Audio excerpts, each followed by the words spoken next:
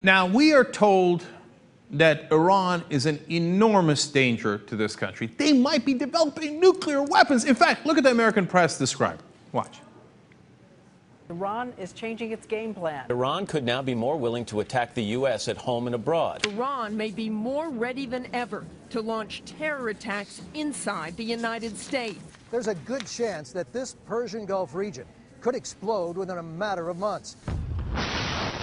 U.S. officials warned, however, that Iran's massive stockpile of ballistic missiles is the more serious threat. Iran is well capable of producing enough highly enriched uranium for a weapon. How alarming is this report from Mr. Clapper?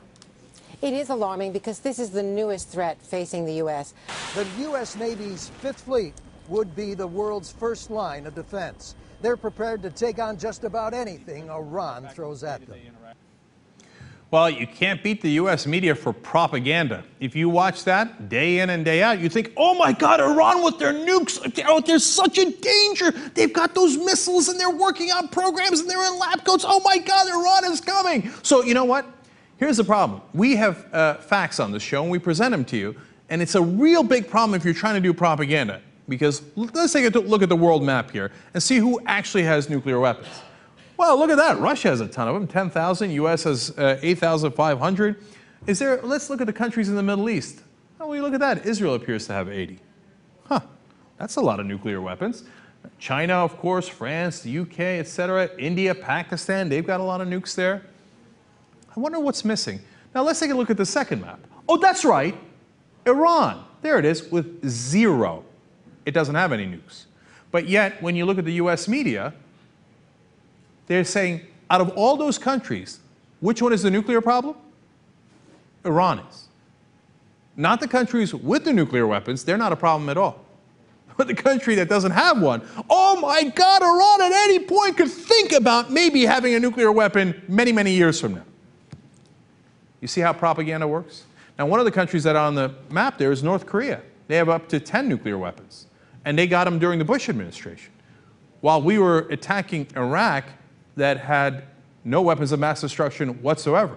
So why did we attack Iraq, and why are we threatening to attack Iran when they don't have any nukes? In fact, Iraq didn't have any weapons of mass destruction when North Korea was developing them at the same exact time. Now, there are many reasons for that, one of which is there ain't nothing in North Korea. Okay, what do you do? What do you get when you win in North Korea? Not much. There's no oil in North Korea, right? And also, of course, North Korea is nowhere near Israel. By the way, when they talk about, oh my God, Iran might have nukes in the Middle East, and if there's nukes in the Middle East, then there would be, of course, all the other countries would want to get nukes and there would be more proliferation. But there is a country in the Middle East with nukes. It's Israel. But no mention of them. Fascinating how propaganda works. So when you want to invade a country, all of a sudden there's this great danger when it's not backed up by the facts. But if you don't want to touch a country because they're your allies, like India, Israel, to some degree Pakistan, or they're not your allies like North Korea, but who cares about them? Well, then all of a sudden, nothing about them in the news at all. Okay, those are the real facts.